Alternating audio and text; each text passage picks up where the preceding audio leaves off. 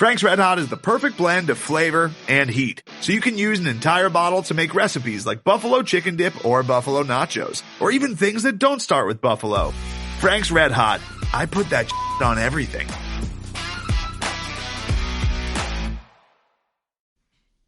Hey, Craig. It's all on you. It's all on me. Can't you see? It's all on you. It's all on me. You and me. Can't you? It's all on you. It's all on me.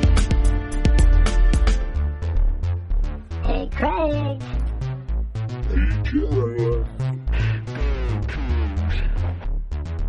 Right or wrong, we don't care. Win or lose, we don't care. We don't care. We don't care. We don't care.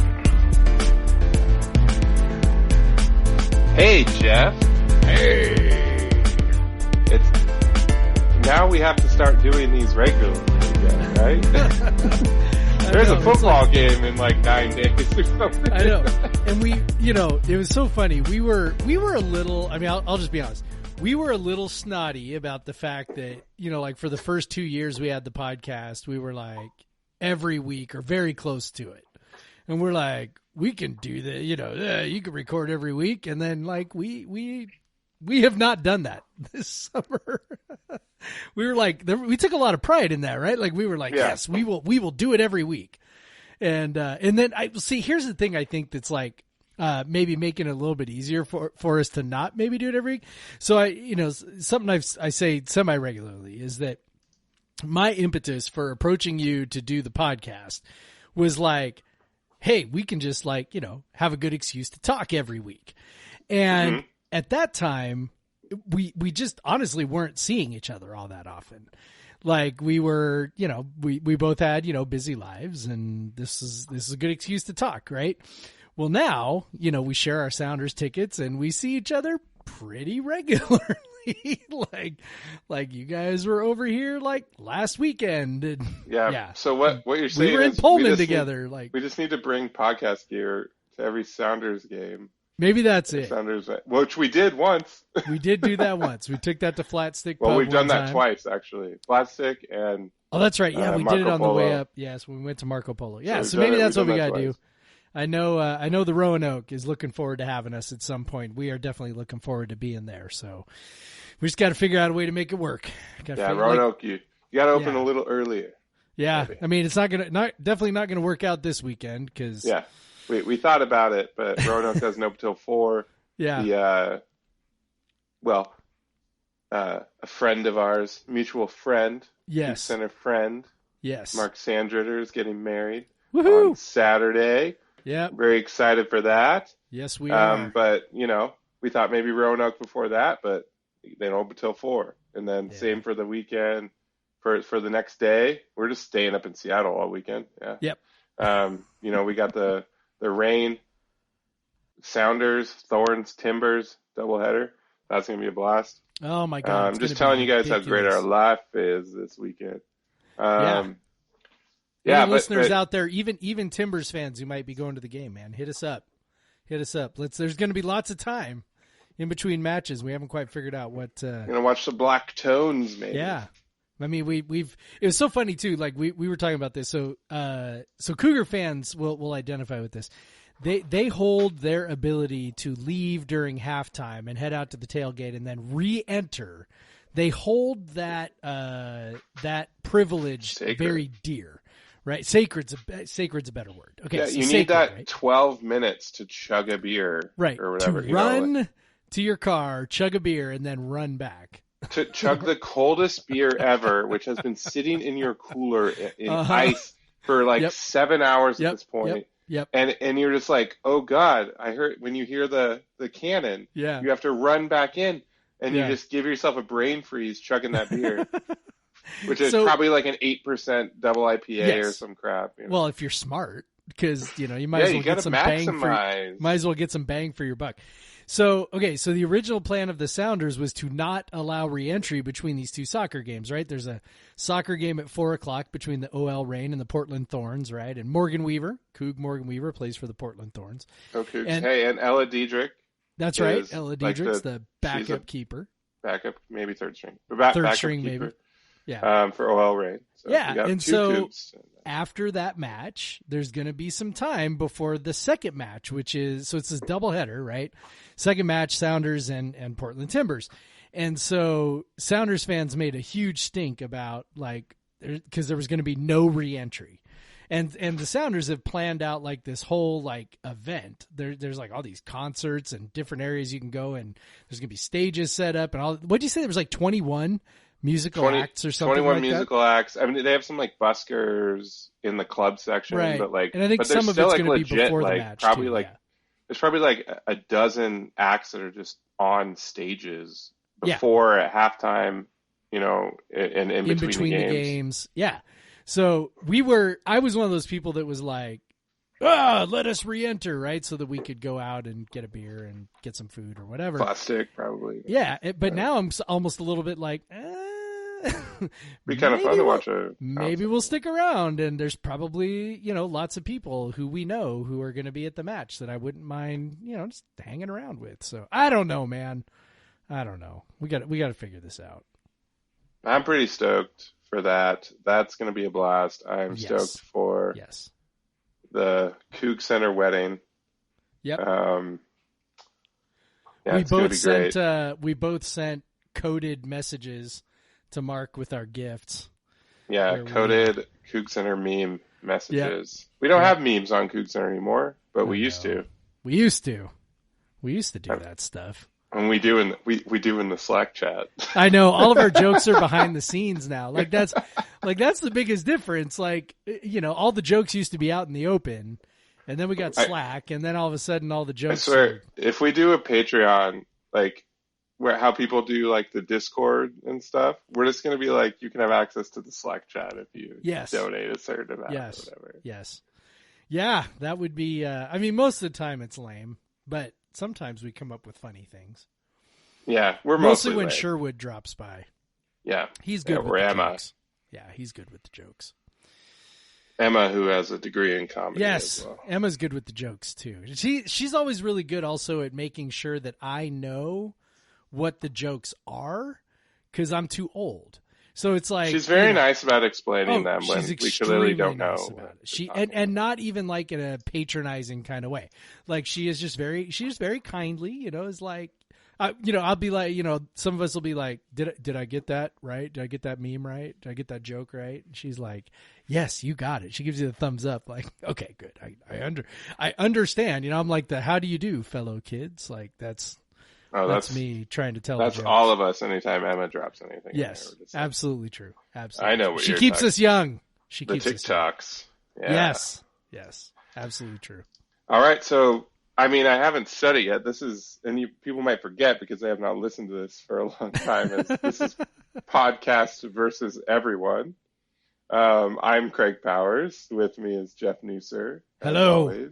Yes, as always. Now that we've talked about the Sounders and chugging cold beer and everything, maybe we can start the podcast. I don't know. Maybe we should start talking about the Cougs. I feel like if you listen to any podcast, you're used to the host talking about themselves for at least 10 minutes before the podcast even starts. Like that's part of podcasting. That's pretty much, especially if it's two men. Podcast, like, yes. Yes, that's, you know, whatever. So, go Cougs, huh? We're almost there, dude. Eh? Oh, man. We're almost there. Oh, man. I can't believe it. This is nuts. Next weekend. I saw they had it's Ron Stone Jr. days away from from the first game. It's like, oh my God. Yep. Yeah, I'm so excited to watch Cougar football again. And I'm excited, you know, okay, maybe not really, about the Alliance. Oh, the Alliance. The Alliance. The Alliance does nothing to change what I think. Which, of course, makes the SEC the Axis. Yes, it does. We are part of the Allen. But I feel like the Axis might win this one. And then, like, I don't know. What's the Big 12? Like, just sitting out there, hanging out. I don't know. Big 12 is Switzerland, but doesn't really want to be. Yeah, but doesn't want to be. They're like, man, hey, how come you're not inviting us to the party? Well, you ain't got no one left. No one wants Texas Tech. Yeah. No one wants. I mean, so putting ourselves in Texas Tech shoes, like if someone came and like took Washington and Oregon, I know I said Washington, but whatever.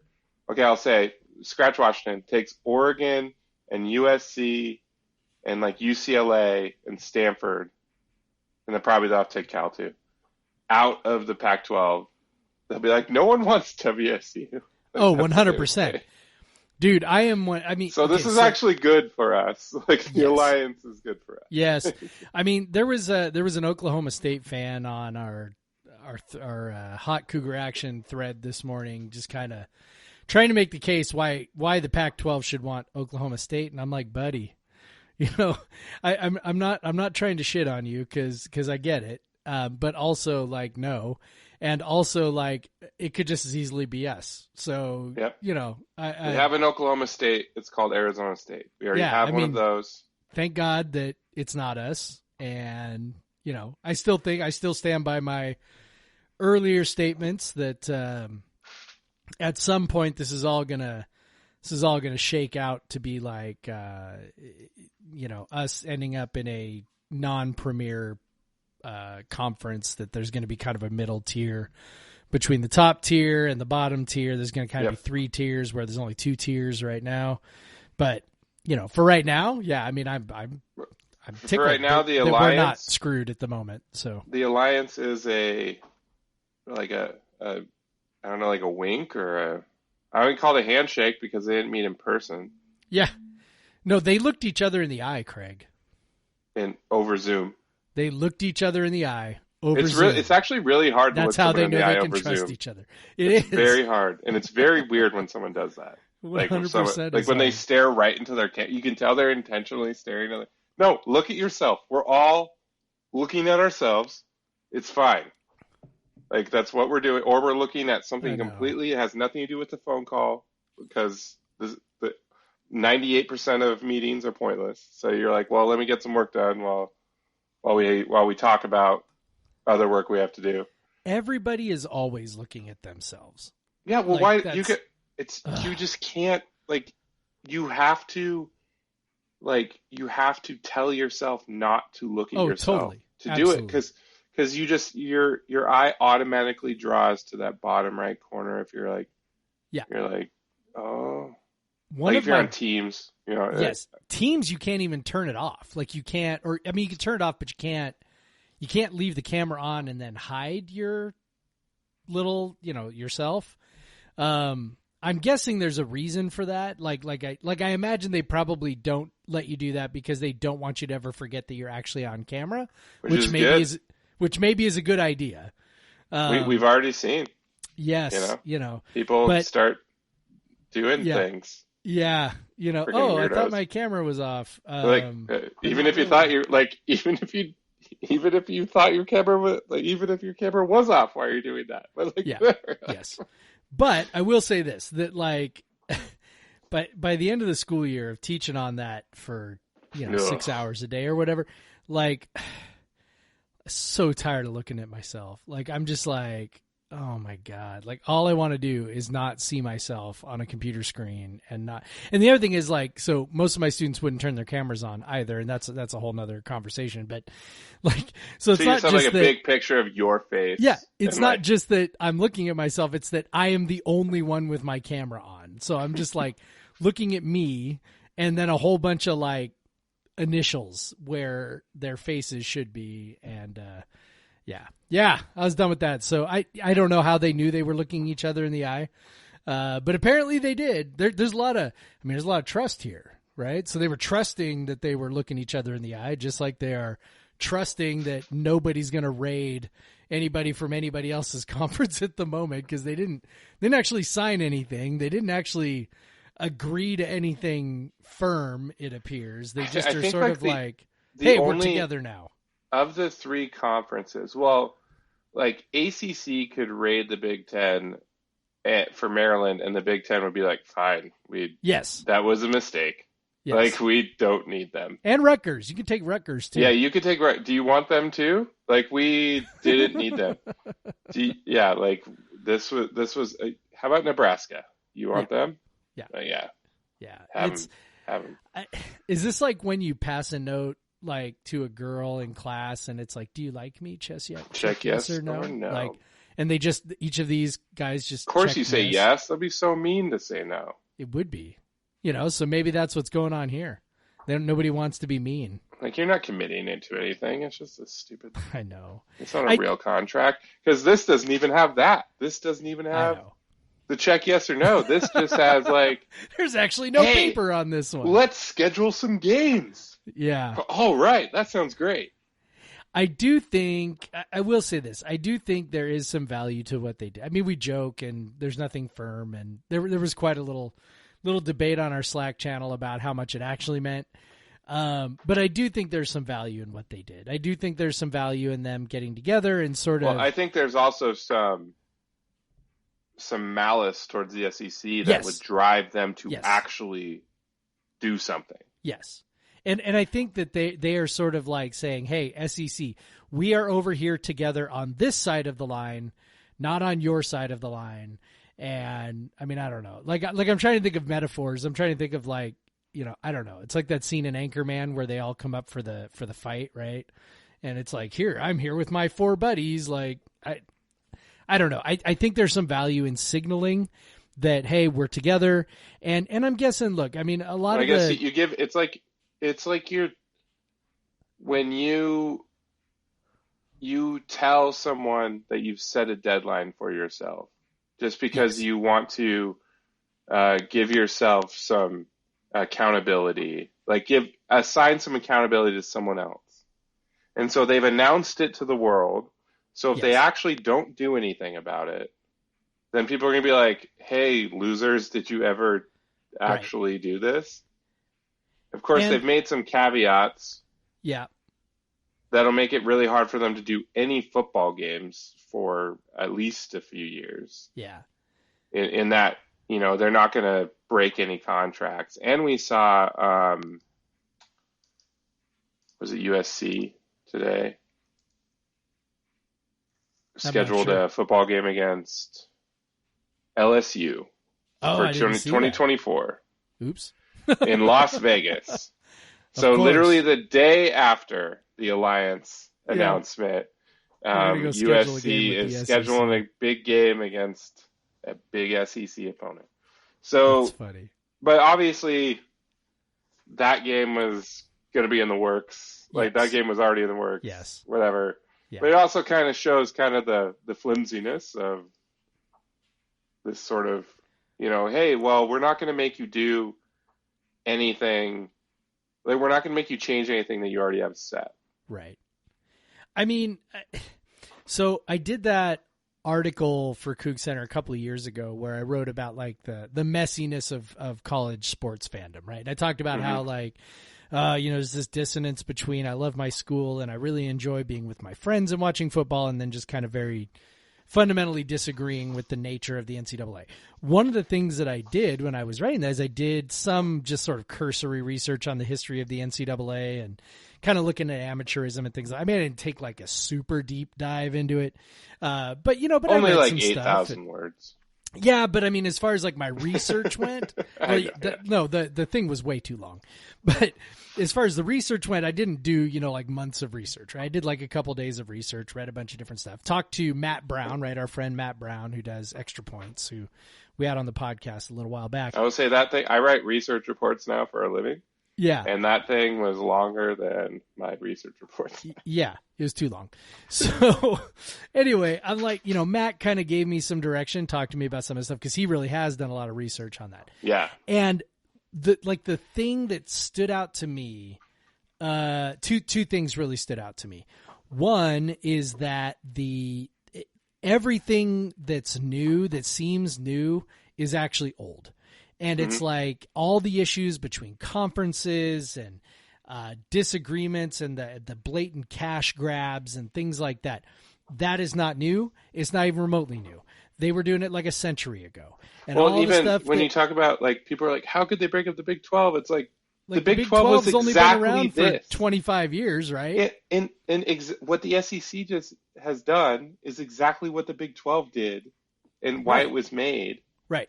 Like 25 years ago. Yep. Like it's the Big 12 is nothing sacred. Like that was the Southwest Conference and the Mountain West Conference. Like it was just like different conferences they pulled from. Yep. 100%. So that was one thing that I learned. Like all of the hand wringing and pearl clutching that people do about college athletics now, they were doing 100 years ago. Like I couldn't believe it. Like I'm reading like newspaper stories from 100 years ago where they're talking about the corruption in college athletics must be cleaned up, blah, blah, and it's just like the moral fabric of our society is crumbling. Like unbelievable how similar it is to today. So that's thing number one. These problems aren't new. They've been around forever. The stakes might be higher now because the money is bigger, but same kinds of problems. The other thing was just how tenuous the NCAA's existence has been for almost all of that century. And it's like the NCAA has sort of represented itself as this almost like this behemoth institution where, we are very big and we have lots of power and lots of influence. And what these last couple of years have started to lay bare is what we kind of saw from the NCAA for most of its history. Like for most of the NCAA's history, it was begging its institutions to respect it. Like it wasn't the way that we see it, or we saw it maybe 5 years ago where it was like, oh, the NCAA, and they dropped the hammer on USC and Washington and, whoever, up until maybe like 20 years ago or so. And by the way, this is really, This really runs concurrent with the explosion of the NCAA men's basketball tournament in terms of a TV property and the money that comes along with that. Up until then, the NCAA was sort of like begging for legitimacy, and institutions would just, like schools would just sort of thumb their nose at it all the time, right? And so now what we're seeing is that even though for however many years it seemed like the NCAA was sort of this impenetrable fortress of an institution, it's not, right? I mean, it is literally crumbling right before our eyes. College football is just doing whatever it wants. The SEC, and now we've got these other conferences banding together. And the NCAA is just like sitting this one out, right? Because they don't do anything with football, really. They don't run the college football playoff, and so and they're about they're just a clearinghouse for football. Yeah, I mean, NIL came right down the pike, and they didn't do anything about it, really, and because they couldn't. Yeah, and then the Supreme Court, you got Brett Kavanaugh over here daring everybody who might have a potential claim to sue the NCAA. Right? He's like, hey, we would love to see, without saying it, but saying we would love to see more lawsuits against the NCAA because I think this whole organization is bullshit. Like, I mean, the NCAA is on really, really squishy footing right now, and it's kind of a especially thing.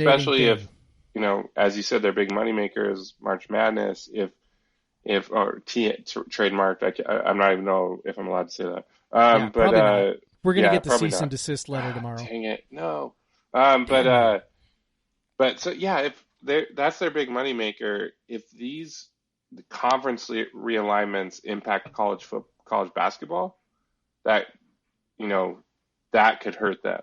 Because if maybe these conferences say, well, we don't need the big tournament anymore. We can have our own tournament because there's like 50 of us now, and we could just have our tournament, and we can host it, and we can take all the money, and the NCAA doesn't get the money and then gives us win shares or whatever.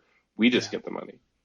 And I think there might be a role for that, just because what makes the tournament so popular is, Valparaiso beating Ole Miss or whatever. I mean, I know that's a very old. Yeah, that's why like generic, like just people who do not watch college basketball the entire year That's why the brackets are big and everything, because there's so much uncertainty around it. And that's why CBS/Turner will pay billions of dollars to broadcast. It isn't because of hardcore basketball fans like you and me. It's because of, our office manager who doesn't watch basketball all year and consistently kicks our ass in the bracket every single year, right? Like that's just how, and so they will tune in and watch, and the gambling that goes on with it. That's a big one too, the potential upsets and all those things. So I don't think that'll go away. So I think the NCAA will have a role for those sorts of things, but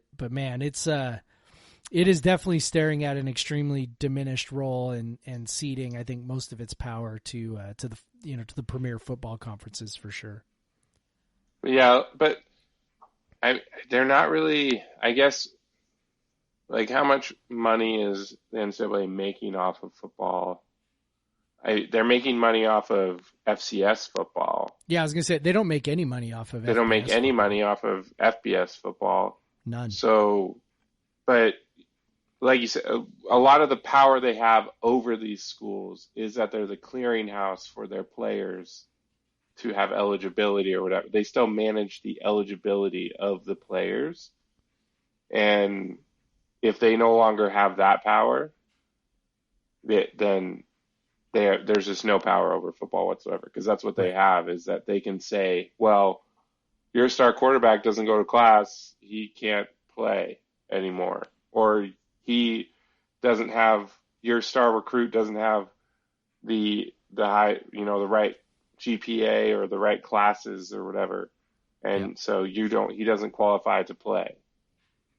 And so and once they lose that ability, which it seems like, why would a mega conference of the best school, the biggest and most richest schools in the country, why would they even care about that? We can do that ourselves. It's already on the honor system anyway. Yeah, it's on the honor system, and because they know the NCAA doesn't have the resources to check everything. Well, and the NCAA has, Penn State was really the inflection point where it was like, oh, wait, this actually is a pretty toothless organization if anybody would actually stand up to them. They kind of dropped the hammer on Penn State after, Jerry Sandusky and his, sexual abuse of boys and things like that. And they kind of dropped the hammer. And then within a couple of years, they kind of backed off on all of it. Right. And then not too long after that, North Carolina had its own academic scandal. And that was as bad of an academic. I mean, it did not get that much play for how bad it actually was. We are talking made up classes, made up grades, completely and totally 100% fraudulent education. Right. And the NCAA just they looked at it, they investigated it, and they just went, actually, this isn't our department. And it was holy shit. And they did the same thing with Baylor, right? I mean, it's just over and over and over again, that's not really our department. We're here for athletic eligibility. We're not going to wade into institutional academics, and that's on you to police that. And when they started going down that road, it was okay, right? The emperor has no clothes. They just, they've really got nothing. And I think that, this is just showing that more than unless, a player's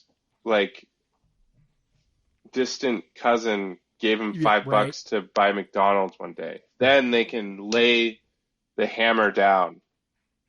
At this point, they are a thread away from that happening, them trying to put penalties on a school and a school saying no. Because that's what's coming next. Memphis almost did it a couple of years ago with James Wiseman. They were contemplating it, right? Yeah. And Memphis didn't. Memphis backed down because they're Memphis, right? I'm not making fun of Memphis or anything like that, but it's they're not USC, they're not Texas, they're not right. They're not a major school. They maybe couldn't go all the way through with saying, all right, fine, make us, but it's only a matter of time before one of those other schools does that. And I imagine that's why, what happened at North Carolina happened, because they were just like, oh yeah, try and stop us. We got it handled. Mind your own business. And they went, okay, we're really pretty close to that happening. I mean, it really is truly an honor system. The vast majority of NCAA violations are self-reported. Like there's not an NCAA task force at every school, like looking at every little thing. Like schools are reporting it on the honor system. And, what happens when they stop doing that? And what happens when they look at a list of penalties and say, no, we're not going to do that, and we're going to stay in the SEC because, you can't penalize us. The SEC says we're okay. So tough. We're not doing it. I think that's really kind of the next step, especially with football. Yep. And we, of course, started all this by talking about the Alliance. I will say one of the things that I think might actually come to fruition pretty quickly and would be cool is the basketball scheduling component of it. Yes.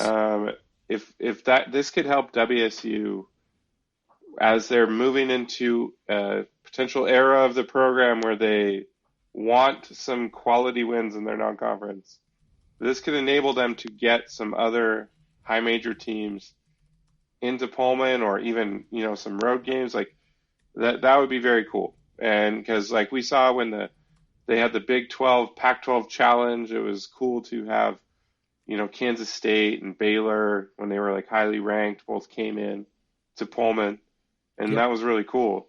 And otherwise, it's very hard for WSU to get those teams to come into Pullman in like December, So it'd be cool if they're just they're compelled to. And we could get some cool non-conference games, because we generally, especially since the Gonzaga rivalry is now gone, generally don't have a whole heck of a lot of super interesting non-conference games.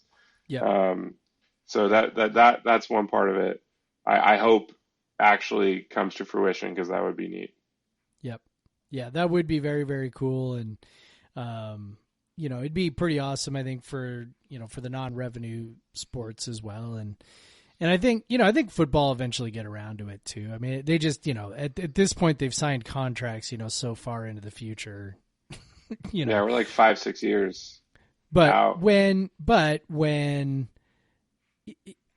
I think last year showed us that there's more flexibility than people let on, right?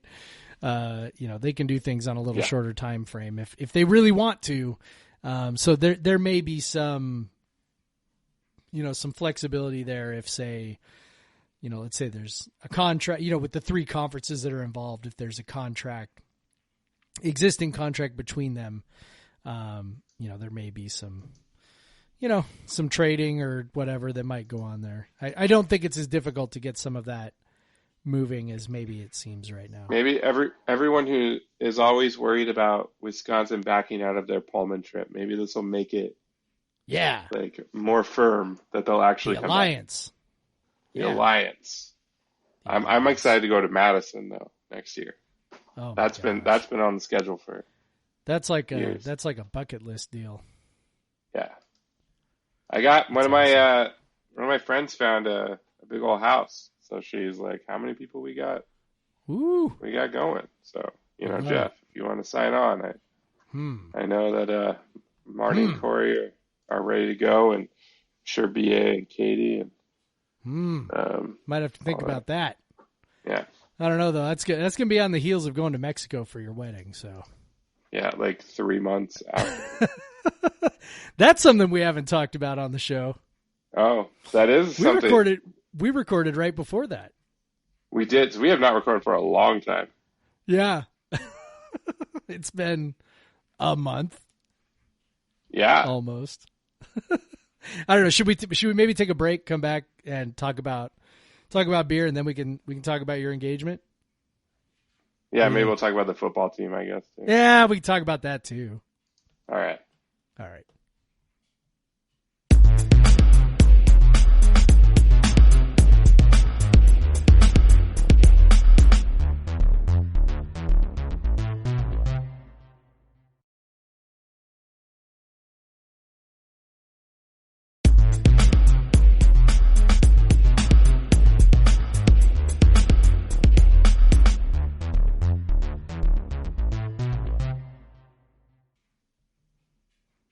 back.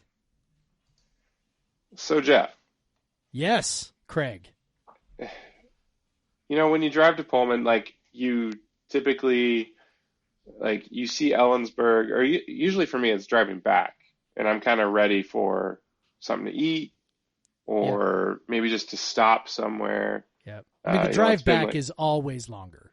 Yeah, because, you know, you're hungover or whatever. Maybe you need a little hair of the dog. I don't know. But, you know, Ellensburg, you know, usually stop at, like, Burger King or whatever, you know, Sonic or whatever the hell they have there. But you know what? I always thought it'd be cool if, like, there was just, like, a legit place that I knew was a Coug place to, like, maybe get something to eat, maybe catch a beer. But, you know, I've always wondered, like, where do they actually have good beer in Ellensburg? Yeah. But, you know, now there is a place. There is a place. Pretty Fair Beer. Pretty Fair Beer. And I have been looking at their tap list, thinking about maybe I'll have to stop there. Because, you know, one thing I like about Pretty Fair Beer, they have 12 taps, which I'm never a fan of a place that's like, we're a tap house, and they have like 50 taps. And like, usually you end up with like 40 taps of crap and then like 10 good, unless they're a very well-established place with amazing connections, whatever. Right. So, it's also very busy and the beer is getting drank fast enough. And because that's the problem is like, if you got 50 beers, like hopefully you got enough people to come in and drink those 50 beers. Right. You know, but that's why I like, I'm looking at Pretty Fair Beer's tap list. They have Holy Mountain, which you don't see east of the mountains very often. They got Three Magnets, which I loved when I lived in Olympia, and I still love. They have Lumber Beer Brewing, which I've had a few beers from them out of Spokane. I think they're kind of an up-and-comer. Varietal, which is probably potentially the best beer in the Yakima Valley. Single Hill, too, I'll give them credit to. But I'm sure you'd see Single Hill on their list here, too. One thing I like, they got Dwinell Country Ales. They're like a little treasure in Goldendale of all places. But yeah, like I'm looking at their 12 lists, and there's like several beers I would drink off this list, you know? And so it's cool. And plus they got food. They're Coug owned.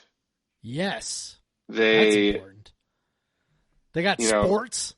Yeah, they got sports. They play the Cougar football games. If you're not going to Cougar football, if you live in Ellensburg, man, or you live in anywhere near Ellensburg, you got a place to watch Cougar football. They play the Sounders, the Seahawks. They're going to play the Kraken.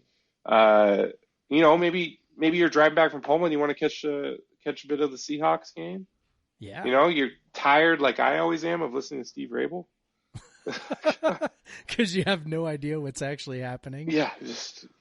Holy catfish! Holy catfish. But yeah, you know, and you can get some food, get a beer, a little hair of the dog. Yeah. Pretty Fair Beer. Yeah. Pretty Fair Beer, Ellensburg. Yeah. Ellensburg, Washington. Located on 420 North Pearl. You can also find their tap list at prettyfairbeer.com. And you can find them on Instagram or Facebook at Pretty Fair Beer. So, in case you couldn't tell, this was a paid advertisement. Owned and operated by Cougs, for Cougs. Pretty Fair Beer in Ellensburg. Yeah. Pretty great. So yes, that we have a sponsor. We have a sponsor for our beer segment. This is the happiest I could be. Like Jeff, we are now being paid to drink beer. This is the dream. Thank you, Pretty Fair Beer. This is literally the dream. I'm gonna come see you guys on the Sunday after the first game. After I drop my dad off in Yakima, come back on through Ellensburg. I'm gonna get some food. I'm really excited about that. But Jeff, what are you drinking now? Well, you mentioned Holy Mountain. I am having Holy Mountain Witherer coconut porter. Yes. Yeah, it's tasty. I wasn't sure how much I was going to like it. because I'm not a huge fan of coconut flavor. Like I'm like, it depends. Hint of coconut is okay though, and that's pretty much what this has going on. It's a very smooth porter.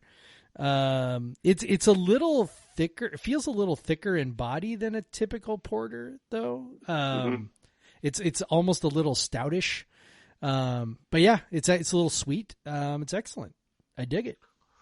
Yeah, I think that beer, like many Holy Mountain beers, they get more out of it than you would expect at like the ABV or the, like the style. So ton of stuff going on in that beer. I think it's only like a 6% porter or something. It is. So it's more of like a robust porter, but yeah, just a very good beer. I will say, chocolatey.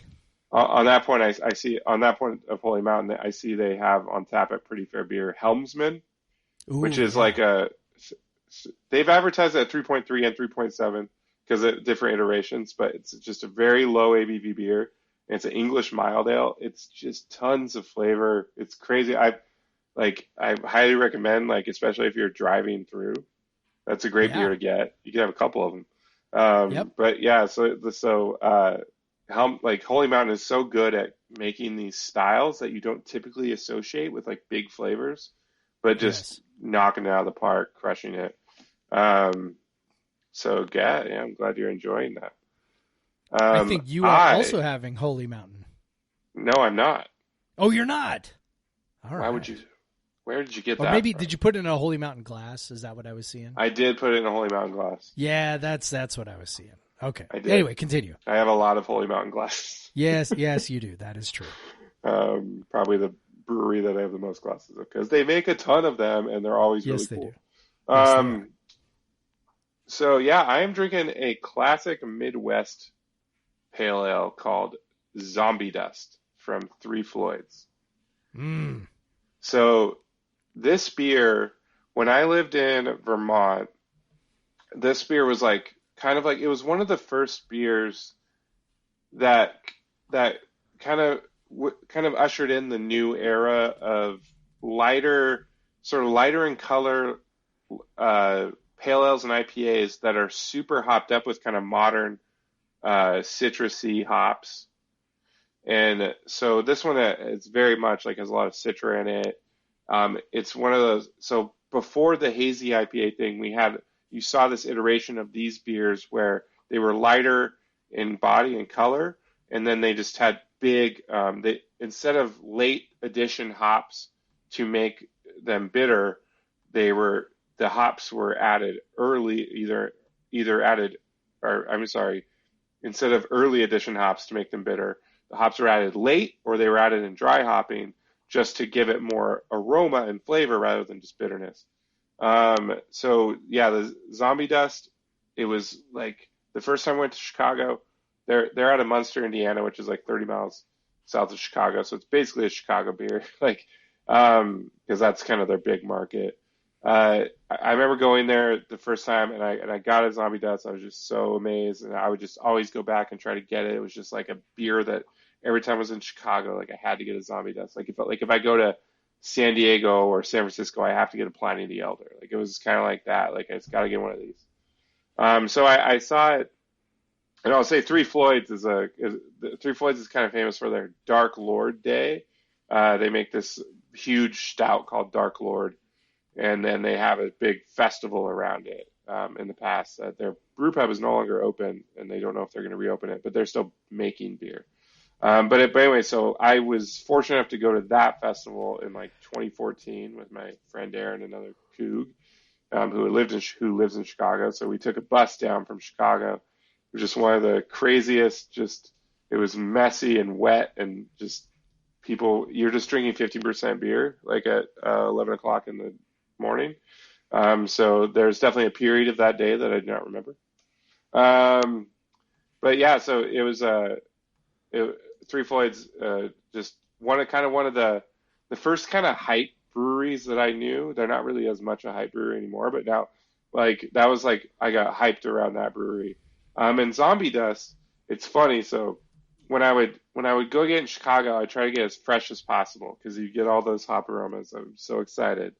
Well, I was ordering some beer from Three Floyds, a brewery out of Brooklyn I'm sorry, not Three Floyds, Threes Brewing, another Threes Brewing, which I've done a beer from them called Sound of Exclamation, a barrel-aged barley wine. What I was looking to order from them is they did that barrel-aged barley wine in port barrels.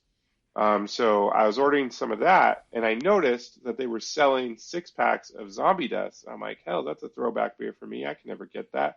So I ordered it, and it showed up today. I look at the box. It's like a 6-pack comes in a box of cans. It was canned on March 2nd. So I'm going to tell you right now. Maybe not super fresh. I am not getting like the typical aroma that I get on this beer. I will say, like, the base beer is delicious. It's still a very good beer, even though it's 6 months old. And I'm not as much of a snob about like super fresh hoppy beers as I used to be. But I will say it's definitely not like the experience you get when you have this when it's like a couple weeks old or a month old or whatever. So I thought that was pretty funny. So I'm drinking almost 6-month-old Zombie Dust. So cheers to that. It's still fine. It's still good. It's also very crushable. I have 2 12-ounce cans. I'm used to the 16-ounce cans. I drank the first one really fast, and I wanted to make sure I didn't drink the second one before we actually got to the segment so I could have some to drink during the segment. But yeah, it's highly recommended if you're ever in Chicago. If you're at a tap room, they have it. Check it out. It's a classic, and it's still very good. It's kind of like a lighter Bodhi, to be honest. So maybe kind of like a Johnny. Johnny Utah was probably maybe not influenced by it, but it's a pretty similar beer. Nice. Yeah. So the beer segment sponsored by Pretty Fair Beer in Ellensburg, Washington. Yeah. Yes. Stop by. Check them out. All right. So what are we talking about now? Yeah, we should probably talk football. The people probably want to hear football. Then we can talk about ourselves some more. Yeah. So football is very close, you know. As we said we earlier. Almost have a quarterback. Yeah, we down to 2. Dude, it is. So we are recording this on Wednesday. What is it? August 25th. Okay, so we are like you said, Ron Stone days away from the game, and we still don't have a starter. That is troubling. I'm trying to decide what it is, actually. Maybe troubling might be the right word. Concerning might be the word. Not important might be the word. I don't. Yeah, maybe it's not important. Maybe it's not a big deal. I don't know. I just feel like, shouldn't we know by now? It's been trimmed down to 2, right? So we saw that. It's Delora and Garantano. So hooray! Which I don't know. Are you in agreement with me that pretty much means Delora? Yes. I think if it was going to be Garantano, obviously, he would have taken the job by now. That's what I think too. Because he had the spring football. Yes. He transferred in specifically for this. Yep. I feel like much like how Gardner Minshew, like you kind of figured he had taken the job, even though Leach put him as or for every depth chart for the whole season. I think that's going to be Delora. Yeah. Rolovich and the staff are probably looking for a reason to give it to Garantano, but he's probably, I'm just kind of guessing maybe he's been kind of even with Delora and the scrimmages and stuff. So, yep. Delora's actually run the offense before and all that. So kind of has a leg up. And look, Delora's had his own set of issues. Right? Yeah. I mean, we've been over that. I just like, it's been floated a little bit in our Coug Center Slack that, maybe this is more or less just about keeping Delora's ego in check. Yeah. Which I would totally buy at this point. Like, it's just, no, I don't want to give him the reins fully yet. I want him to keep working hard. I want him to keep, pushing it. I want him to whatever. So I could see that. And they can also see a little bit, like you said, Garantano was brought in and he came here, presumably because he wanted to start. Right. So, there could be a little bit of, kind of throwing him a bone a little bit, letting him sort of stay in it a little bit longer than you otherwise would. And I don't know, maybe they just feel like they don't have to have a starter named in order to effectively prepare for Utah State. That's kind of odd. I think most teams, settle it a little bit earlier, but who am I to question Nick Rolovich? So, yeah, I would certainly never do such a thing. You would never do that. No, never. Yeah. So yeah, I still think it's going to be Jaden. I've maintained it's going to be Jaden. Like, yeah, pretty much I think start, it's all so pointing in that direction. Yeah. If Garantano takes a job and is very good, and we have to listen to Tennessee players every time he throws an incomplete, or Tennessee fans every time he throws an incomplete pass, that could be a pretty miserable season. So, yeah, maybe deep down in my heart, I'm hoping Jaden wins the job, so we don't have to deal with that. Maybe. But yeah, we'll see. But yeah. Is anything else sticking out to you from camp? I think you and I don't read practice reports all that closely, but is there anything that sort of floated to the top for you? I think we can kind of, one of the questions I got on Twitter, kind of tie into this, from Luke Erickson at Luke Erickson 10.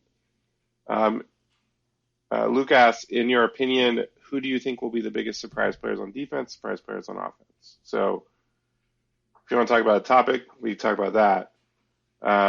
We talk about surprise players, so it's not going to be a guy that was already good. Yep. Which on defense, there's plenty of those. Plenty of those that weren't good. And then on offense, yeah. So let's start with defense. You have any kind of players that you're looking forward to see play that maybe they would be a bit of a surprise? A positive surprise, I'm assuming you mean, Luke? Like, let's go positive surprise. Yeah, I mean, I don't know. I feel like, they are pretty set personnel-wise. It seems like the only position that's sort of up for grabs still is that free safety spot. Yep. George Hicks, I guess, moved to free safety. So, I mean, I don't know.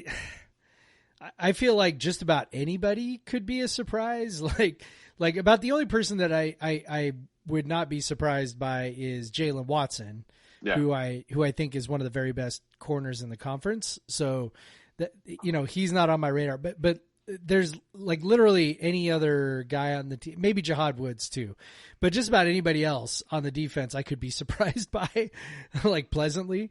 Well, maybe a guy like Justice Rogers finally gets it together. Yes, because we see that sometimes guys in their later seasons. It's like fifth year. Yep. Certain number of reps, things just kind of click. Maybe a guy like I don't know why I had to pick the guy with the hardest name to say, but Alphonse Oiwak. Like he had like the talent coming out of school. He's got good size. Maybe he could grab, lots of play time, make plays, in the secondary, something like that. But yeah, I probably, like you said, like we have the one thing, I guess the overall thing would be, maybe it could surprise us, is the defense is a little better than it has been, yes, because they are very experienced. They not necessarily like all the players have been good, but you have a lockdown corner that helps. You have a great middle linebacker that helps. Like it's maybe the with Stone and Jackson, and maybe I could see them getting pressure. maybe the defense. I think the surprise would be if the defense is actually like average and good enough to like not keep us from getting blown out. God. And I would do backflips for average. Like if they were average, I'd be over the moon. And I don't even think that's like totally out of the question, because like Dicker seems like a good defensive coach. Seems like he can get results out of guys that maybe the previous coaches couldn't get. And maybe it just clicks for a lot of these guys. They have that extra experience. So maybe it happens. Maybe we get like a slightly below average to average defense, and that would be the best surprise, honestly. Yeah. I think Brennan Jackson and Ron Stone are both guys that might fit into that category for me. Just if either one of them or both of them can become consistent pass rush threats. Yeah. I think that would be massive.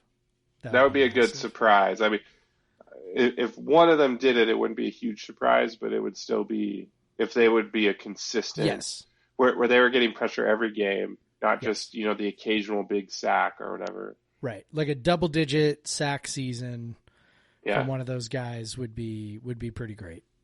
Yep. About an offense, what are we thinking?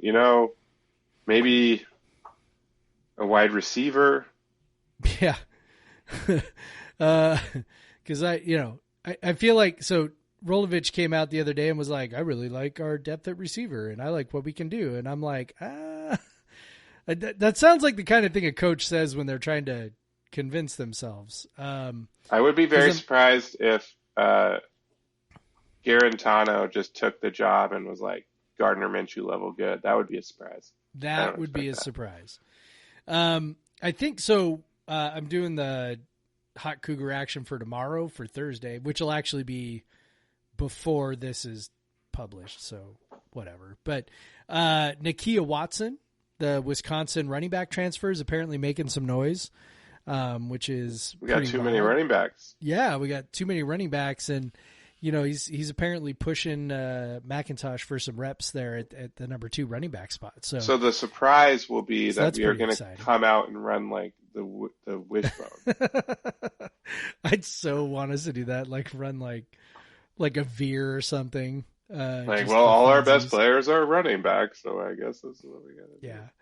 I mean, I am a little bit concerned by the fact that CJ Moore hasn't locked down an outside receiver spot. I big high hopes for him, and so hopefully he kind of figures it out. And maybe a guy on offense be like Joey Hobart. He could be a pleasant surprise. Yeah. Somebody inside receiver is going to have to be a pleasant surprise. Yeah. Yep.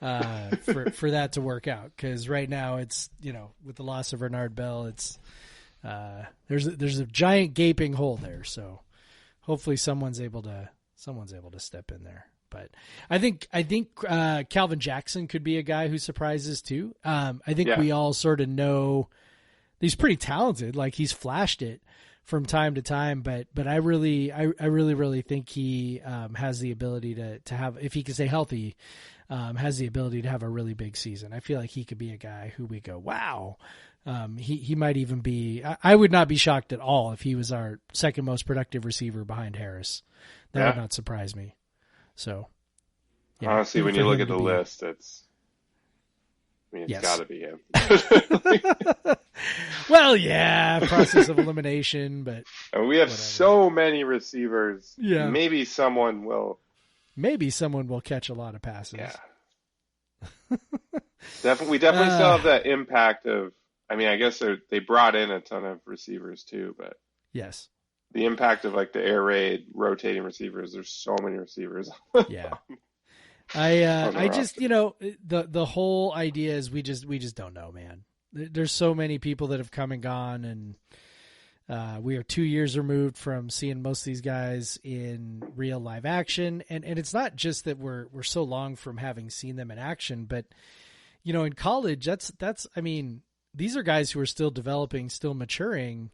Taking that time off, I mean, Brennan Jackson being sort of a prime example, they come back and they're a totally different person, at 21 versus 19. So I just think we really have so little idea of how these guys are going to emerge on the other side of all this. And well, it's funny you said that there's like some people. So like I saw something where Ryan Leaf picked WSU to go 6-6.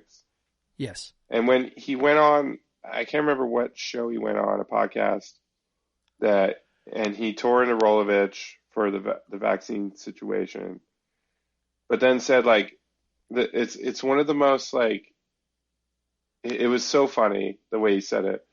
This is one of the most talented teams WSU has had in the last few years. Like, so are we just including the 6-6 team from 2019 and the 1-3 team from 2020? Yeah. So yeah, quite possibly. I think this might be one of the most talented teams of those three teams. Possibly. Sorry, Ryan. I thought that was funny. I mean, yeah, like are they going to try and say this team's more talented than 2018 or 2017 or 2016? I have a hard time believing that. No, I have a hard time believing that. 2017 was a good quarterback away from being, a top 10 type team, to be honest. Burn. With that defense. Well, it's true. I know. Right? Luke Falk was bad. He was like actively bad that year, which was totally nuts. But, the defense was, that was almost a conference championship level defense. That was the best defense we've had since a long time. 2003 or something. Yeah, probably 2003. Definitely 2003. Yeah. Definitely 2003. So, it's actually, without a doubt, they were the best defense since 2003. Yeah. So anyway, and hopefully it won't be that long until we have another game. Yeah. You can't convince me this team's more talented than 2018 or 2017. But I definitely think they're one of the most talented teams from 2019. From the last, 3 seasons. Ryan is exactly right. Yeah. Yeah, I mean, he ain't lying, I guess. He's gotten good at this media stuff. That's true. He also picked UW to go 12-0. Yeah. I don't know what that was. He probably got I don't know, man. Something got into his brain from wearing that. Yeah, talking to Jimmy, shirt. Talking to Jimmy Lake wearing that bow down shirt. So disappointed.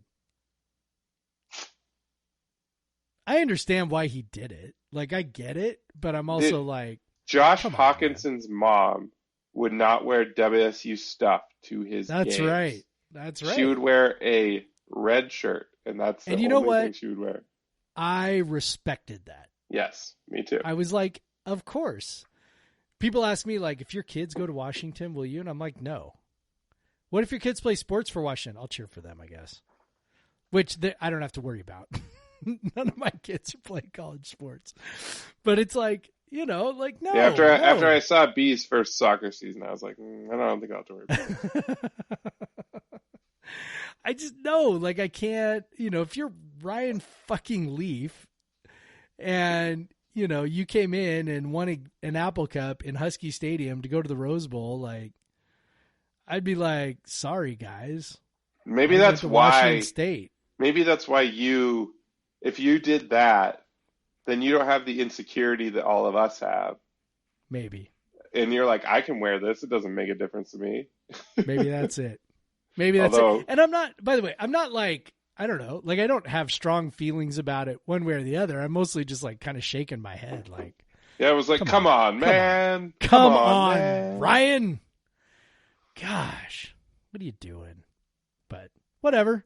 I don't know. If it helped him get his message across, then that's what's most important, right? Yeah. Yeah. 12-0. 12-0. That part, unforgivable. But he's a very serious media person now, right? Yeah. I mean, So look at me. Look at me. I'm unbiased. He makes very, maybe it's more of a politician where you could say, maybe one of the best teams of the last 3 years, which included a 6-6 team that went 3-6 in conference play and a team that went 1-3. So yeah, I can't disagree with that. Should we answer some questions? Yeah, we just did. So we very poorly. Yeah, we did one. Sorry, Luke.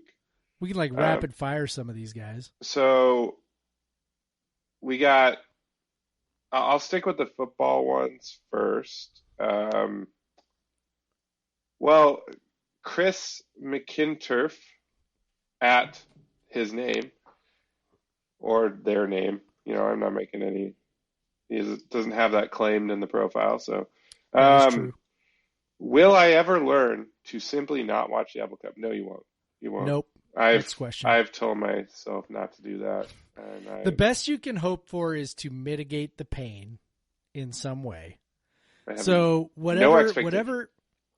That's exactly it. Whatever makes you most comfortable for maximum pain, that's what you should do. So for me, and I know I've said this on the show before, for me, it's being alone in my basement, watching the game on my television with nobody else with me. That's it. Well, you know what's funny? This is so the 2018 Apple Cup, which is the most painful one of recent memory. Right? Yes. Going back to the 2002 probably Apple Cup. Yeah. I was in Melbourne, Australia, traveling for work, but I have a friend that lives there, and I was staying with him over the weekend before I went to the next place. And it was his son's 9th birthday that day. And so what I spent the Apple Cup doing was talking to his 11-year-old, and she was just fascinated with the commercials because I was like streaming it through like a VPN. And so she was seeing the American commercials, so she was fascinated by that. She had no idea anything about American football. She thought, she was asking, the snow was fascinating her. She's never seen snow in her life. It was like crazy like that. And then I was blowing up balloons because one of their big things, they wanted all the kids to come in and fill the living room up with balloons. And so I was blowing up balloons the entire time. So I was probably lightheaded by the end. Yeah. I wasn't like drinking, but I feel like my memory is pretty spotty from that game because I was just like blowing up balloons the whole time. Like I was low on oxygen. But it's so funny. Right as it ended, 10 9-year-olds came running into the living room and started kicking the balloons. So I had no time throughout that game to be pissy about it. And that was the best. I was like, I wish I could do this for every Apple Cup where I just have something else happening while I watch the game. I have too much shocker. I almost said match there. While I watch the game. While I watch the game. So you have to practice some self-care. So Chris, that's what you gotta do.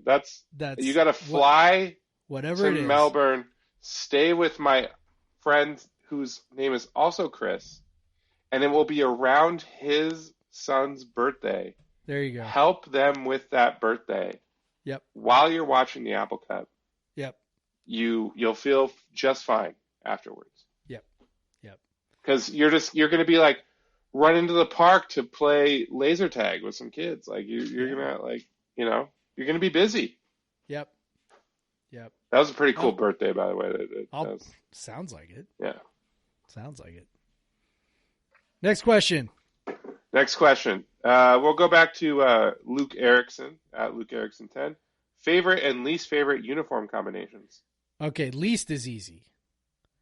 That's all crimson. Crimson helmet, crimson jersey, crimson. We are in pants. agreement.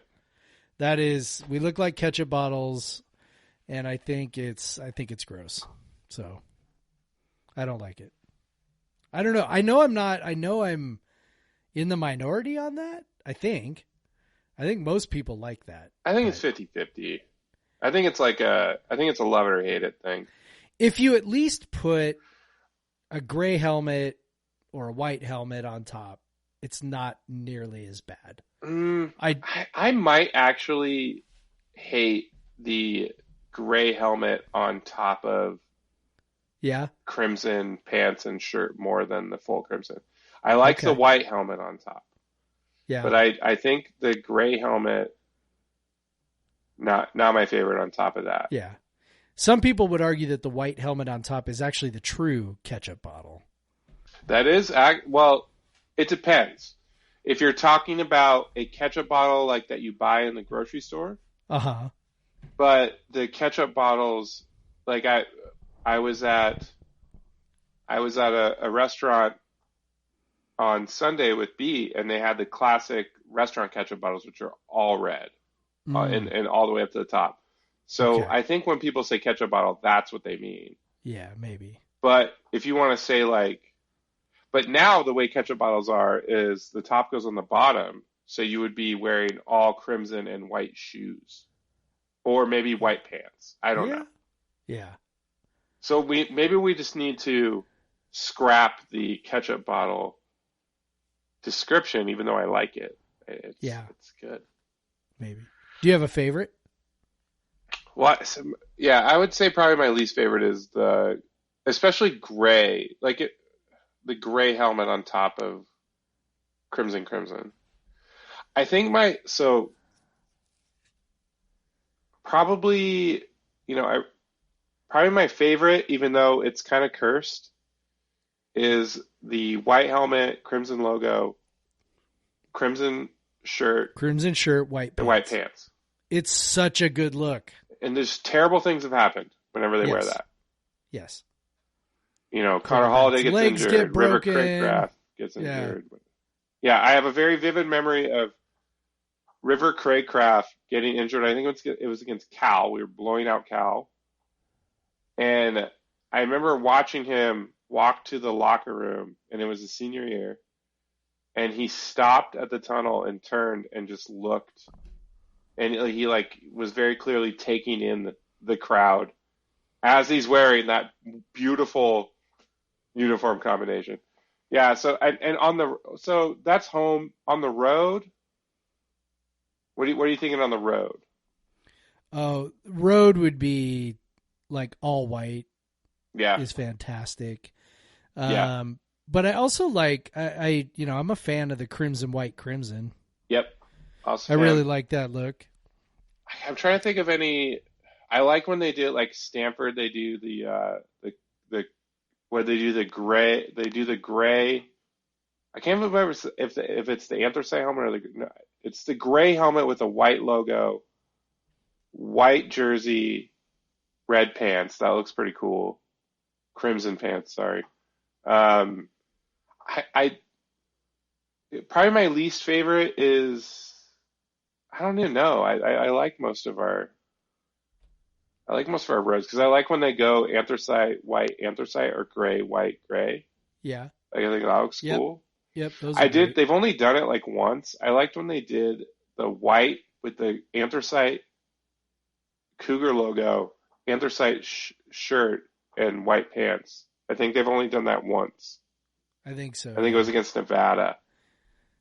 I'm not a huge fan of the anthracite. Well, it's a good. It's fine. Good for you is that I'm not sure.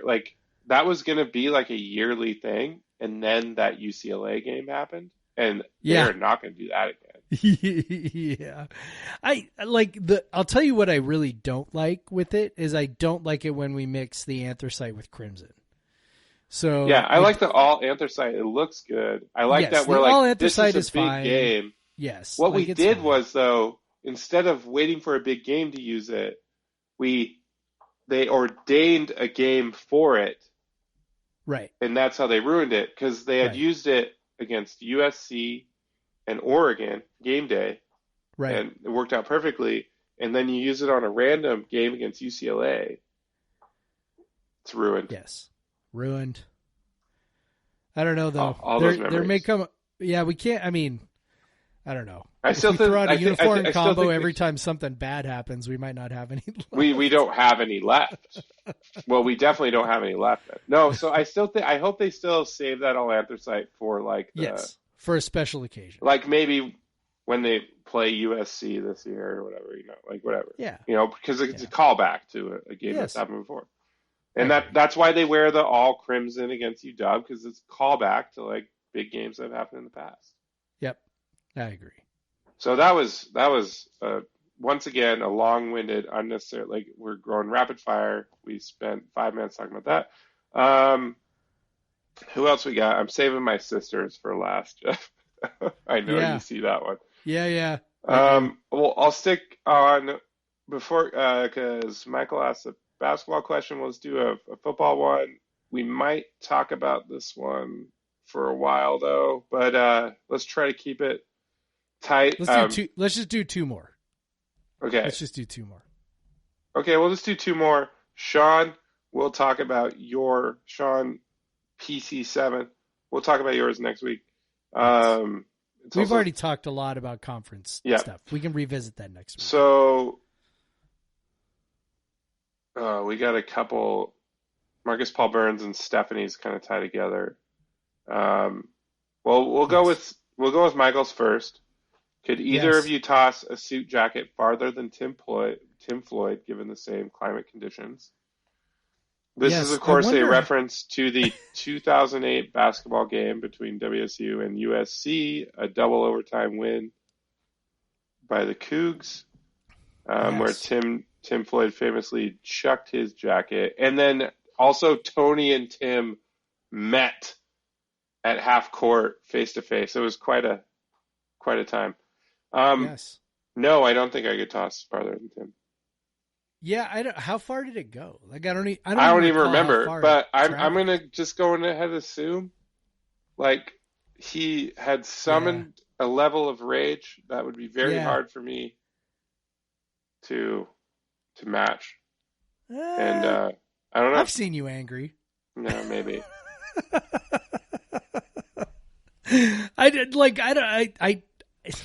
Tim Floyd seems like a very angry individual. I'm sure there's a technique to throw in a jacket. I'm sure that's not the first jacket he's thrown. Yeah, he's probably done it before.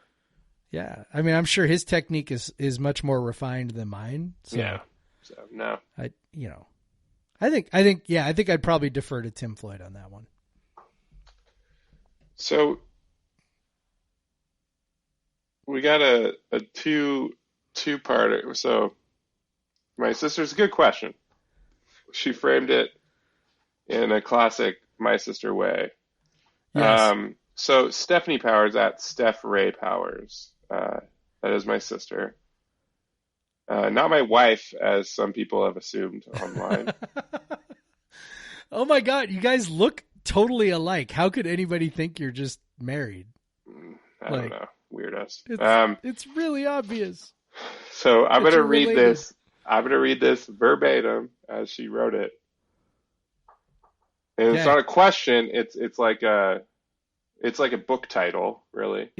Yeah. I mean, it's kind of a question. But... How to be excited about finally being back for a football game when your head coach is a baby McBitch. We made it almost an hour and a half before we got to this topic. So it is.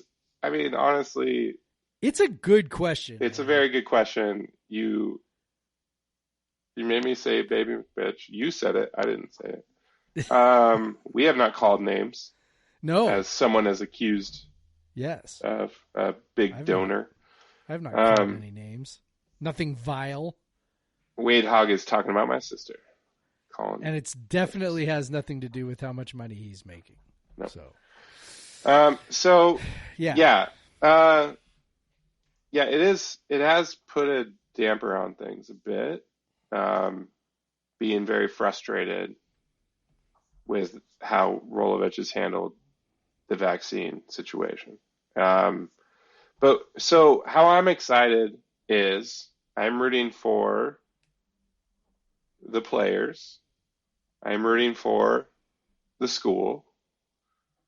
I'm excited about seeing my friends at the tailgate. I'm excited about seeing you, Stephanie, in Pullman for that game. Sharing a hotel room with you and your fiance and your daughter. It's going to be, and our dad. It's going to be a great time. And you are pregnant, so you have to drive us around as drunk as we can be. So we have a built-in DD. That's the best part. But yeah, so there's a lot to be excited about it. Beyond just Rolovich, like the rise of the Delta variant has also put a damper on things. And that's made it harder for me, because my fiance is a hospitalist nurse practitioner, works in a hospital, and she gives me the report every day where they have more people on ventilators than they've ever had at any point in the pandemic. They have more people with COVID at any point in the pandemic.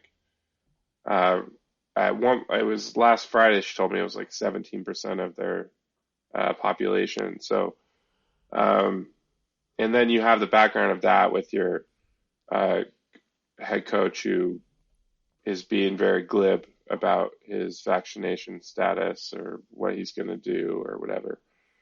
It makes it harder to enjoy it. What I'm going to do is mask up and, probably stick with, probably not wander around as much, stick with people I know, and stay masked in the stadium. And it's, there's a little bit of it that's, what do you call it when you're of two minds? I always like cognitive dissonance. Cognitive dissonance. There's a bit of cognitive dissonance, which goes back to that piece that Jeff was talking about that he wrote a few years ago. Well, there's a bit of cognitive dissonance. Like, I know what my fiance is going through to the point where she quit her job. She's put in her notice. Her last day is the end of September, and so she doesn't want to work in a hospital, at least for a little while. It's been too difficult the last 18 months. At the same time, I'm going to Sounders matches. I'm going to Rain matches. I'm so excited to go to Pullman. She's supporting me going to Pullman, because she knows it means a lot to me. We'll talk about this. We had our engagement in Pullman and went to the Coug and all that. So, there's some cognitive dissonance, and it's just trying to be excited about the things that I love about it, and realizing that I probably spent many of the years kind of just not, wasn't a huge fan of the head coach personally for many years, but still liked watching his football team. So apparently that's not a requirement. So I'll just roll with that. The hard part here is the stakes, right? Like, yep. if your coach is just kind of being a run of the mill dumbass, and you're just like, oh my God, like, why is he embarrassing us, or why is he being difficult, or whatever, right? Whatever it is. You can just kind of go and shrug your shoulders and go, I like watching the football. But it's like, as you pointed out, right? Amanda is, right in the thick of this thing, and a lot of people are. And, obviously this thing is not gone and is still, ravaging our communities, and, it's causing all kinds of problems, filling up, hospital beds, and it's, and so don't break your leg. Yeah. Like, don't get in a car accident right now. Don't get in a car accident. So when then the coach is, and it's, as we've tried to point out at Coug Center, the issue is not merely that he's unvaccinated, although that's like most of it, because that's, it's such a big deal. And look, we're in the middle of a public health crisis, and everybody needs to do their part, and doing your part means getting vaccinated, both for you and for the people around you. But beyond that, as you mentioned, he's just been so glib about how he talks about it and how he answers it, and just being completely unserious about the situation. You know, and so that's a thing that makes it harder to get away from. Because it's like, you know, if it would be one thing if he was like, look, I am unvaccinated. Here are my reasons for why I have chosen not to receive the vaccine. And, you know, you may disagree with it, but this is my decision and this is how I arrived at it. Look, and there have been plenty of people who have said, well, he doesn't have to do that. Well, you're right. He doesn't. He does not have to do it. However, when you don't, this is what you get, right? Like when you choose to not talk about it, when you choose not to explain yourself, then everybody is just left to think, well, you are either a moron or you are someone who's not nearly as smart as he thinks he is, or you are a QAnon fanatic or whatever. Like, I mean, we're left to go, we don't really know what's going on, right? And you are in a very public position that does not entitle you to the same kind of privacy as anybody, as just your run of the mill person. So, that is sort of has made it harder for me also to get as excited for the season as maybe I would otherwise. I mean, people are still getting sick. People are still ending up in hospitals. People are still dying, and we are pressing forward with the football season, with very little, you know, safeguards. And so really the one safeguard we have is vaccine. And that goes for my job too, right? I mean, look, I went back to school yesterday for meetings, and it's become very, very clear that we are doing this come hell or high water. Like it does not matter. I have classes with 37 kids in it. There will be zero spacing. So it just, you know, we're doing it. Great. And, you know, when, someone who has the ability not just to protect himself, but to lead his team to protect themselves and also potentially have some influence over the community. I mean, look, Nick Rolovich knows the kind of influence he can have over the community because he bought all those pizzas, right? Like, I mean, he bought all those beers. Bought all those beers. Like, he understands, like, hey, I spent, you know, this much money at this place, you know, go and spend some money too. Like, he understands the influence he has, and any suggestion that he doesn't understand that or that he doesn't actually have that influence is actually bullshit. And that is what is so, well, you don't get in a position like a head coach at a major university without thinking that you can influence people. Like that's kind of a baseline personality trait of a head football coach, is that you believe that 100%. You can influence people. 100%. His line is, you know, I'm here to mold men, and I don't know, maybe he didn't use that exact quote, but you know, we're going to make them into men, and we're going to make them into good fathers and good husbands. And okay, great. Well, I don't know. It's you can't have it both ways. Like either that's what you're into or it's not. So very frustrating. Yeah. So the second question, you want to read the second question that goes along with that? Yeah. So the second question from Marcus Paul Burns at MBP3.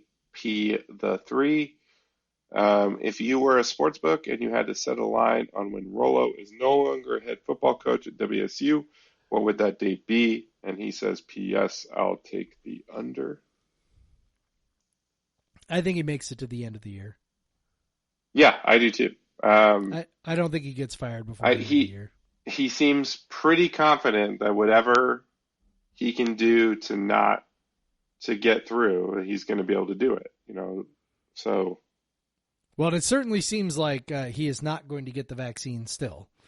Every time he's asked about it, he talks about, I'm going to comply with the mandate. Yes. I think it was Brenna Green specifically asked him if he was going to get Brenna Green from, sorry, Kate. No, I don't want to get it wrong. Sorry, Brenna. It's okay. I've been on your TV channel. That's right. You were on that television station. Man. I wanted, it's Creme, yeah. Okay, I wanted to say Creme, but I didn't want to. All right. So Brenna Green or I didn't Creme? want to say KXLY or something, but Creme, Brenna Green. So she asked, you know, on the second time, are you going to get the vaccine? And he still just replied, I'll comply with the mandate. Yeah. Which, you know, if he was going to get the vaccine, he'd probably just say, yeah, I'm going to get it because I have to, or whatever, you know. Yeah. which we kind of thought he was going to do, but apparently instead he's going to play games, and it's just whatever. So the medical exemption is really narrow, It is. It basically applies to just allergic reactions to either a COVID shot that you've already had, or to something that's in the vaccine, or to one of the ingredients that's in the vaccine. So if you have a known, and I'll say like, yes. And by the way, it's anaphylaxis too. It's not like I got hives or whatever. Right. It's I have gotten anaphylaxis from getting a vaccine. That'll get you out of it. Or a sincerely held religious belief, which obviously there's a lot more wiggle room there, but I'm really curious. He obviously feels like he's going to be able to go forward with one of the exceptions. So, yeah. And WSU reiterated today, that they're holding their staff to that, and then holding the students to it as well. Yep. Yeah, and they've removed the personal exemption from the students as well. So, yep.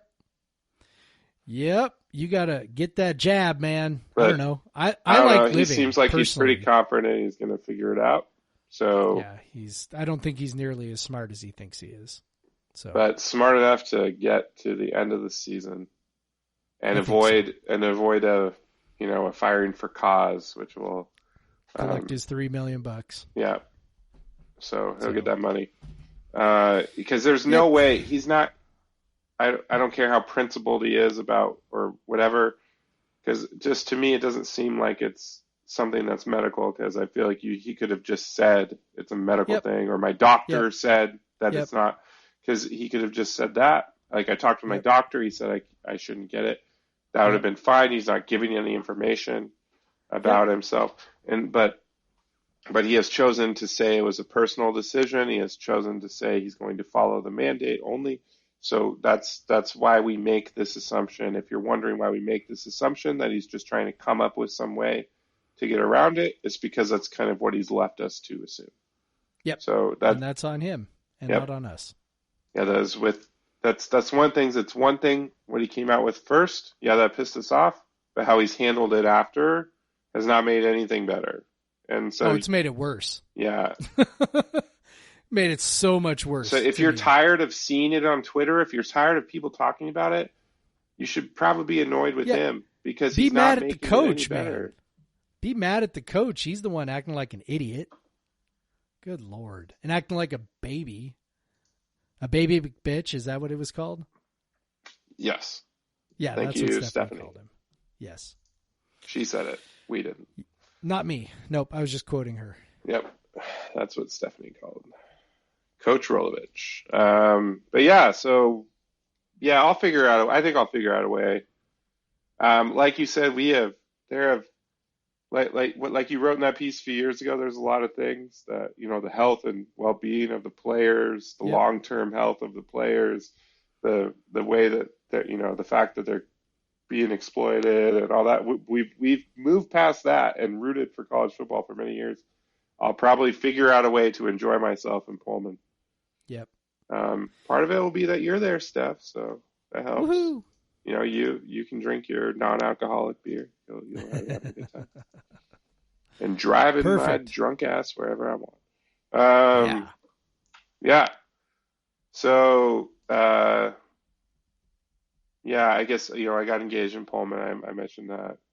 Yep. That was fun as hell. That was fun. That was pretty cool.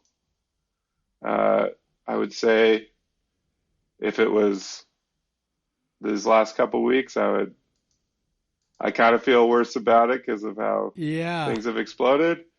No kidding. But I'm glad, I guess, I did it when I did it. Even then, I was starting to feel like, Yeah. But like we talked about it, Sarah and I, and we were like, well, we're going to be in one part of the building, and I know that everyone who's going to be there for that is vaccinated. So, and everyone that was like hanging out with us at the hotel after, vaccinated. And there was only one time that I felt like, and that was when we ended up at Etsy Bravo. Yep. that place that made me feel. Luckily, I didn't even know a place like that existed in Pullman. That was crazy. Yeah. Etsy Bravo, check it out. But get vaccinated before you go there. If you're into You're into a nightclub in Pullman. Nightclubs in Pullman. That was. Then we ended up walking through the crowd, and I'm like, so. But I don't know. That was a month ago, and I didn't get sick, so I think I'm okay. Yeah. I think we made it. I think we're all right. But yeah, that was great. Thank you, Jeff, for coming, and all my friends and family that made it there. Wouldn't have missed it. That was truly an amazing event. Thank you. I gotta say thank you to the Coug who. Yes. The Coug came through big time. If you really want to know about it, just read my story over on Coug Center about it. It's funny. I told Amanda definitely never wanted a public engagement. Like, she would not want me to propose to her in a public place. And, the actual engagement was just like, it was on campus in Pullman after summer sessions ended. Yes. Like, there was no one around except our two friends and their kids. And it was a Saturday in Pullman. So, it was but then we went to the Coug, and there was 25 of our friends there, friends and family there, and then the rest of the Coug cheering for us as we walked in. And football players. And then I write a story on Coug Center that many people have read, that everyone Amanda knows has been like, this is so neat that he wrote that. Like, it's so cool. And and so she's had a very public engagement that she's had to deal with. So I'm sure she's not embarrassed by that at all. No. But yeah, but I say, you know what you're into. You've been with me for 15 years. She knows the deal now. You know the deal, and she said yes.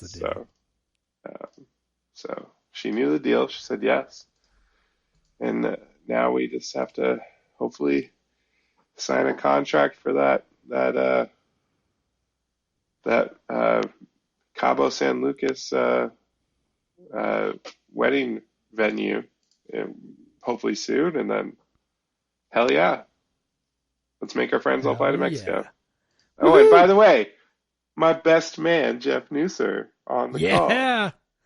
Oh. I don't know if I've told you this. First time I've ever met a best man. So I did not know that. I'm fairly excited. And I bet you had assumed you were never going to be one at that point. That is true. I'm 44 years old, so didn't think that was ever going to happen. Yeah. So I was, I was blown away, and still am, and had to hold back the tears when I was at your house, and they handed you the Modelo. Yeah, it was awesome. It's awesome. Yeah, so I'm totally stoked. We've never been to Mexico, so excited to go to Mexico to a resort and just kind of do that. We've never vacationed in that fashion before, so we're pretty excited just to do. Went to the pool and drank a bunch of booze and just hung out and stared at the ocean and just had everything provided for us. And we have never done that. Vacations for us have been, Disneyland, Disney World a bunch because we have children. And then it's like, we just have not done we've gone places where we could save money basically. Yeah. So we are very excited to not save money here and could just go have a good time. Well, hey, all inclusive, man. So you'll be saving money the more you consume. It's a better deal the more you consume. Sarah's going to be like, how many have you had? And I'm like, I don't know. I'm just trying to get my money's worth. Right. Give me another one. Let's go. Stumble into the ceremony. Hey, Amanda, you look great. I think it's a sign of the last 18 months how many people I told, and they're like, hell yeah, we're going. I'm like, oh, God. Yep. 100%. All right. And that's another thing, Amanda, what she signed up for. We have a spreadsheet with the names. Her list includes a lot of crossover names, we'll say.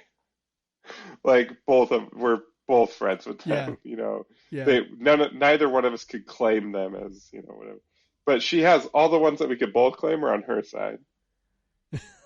And so the rest are on my side, and my side is much longer. And that's with, she has much more family invited. I don't have hardly any family invited. And my side is just very long. And so I am driving up the cost of this wedding.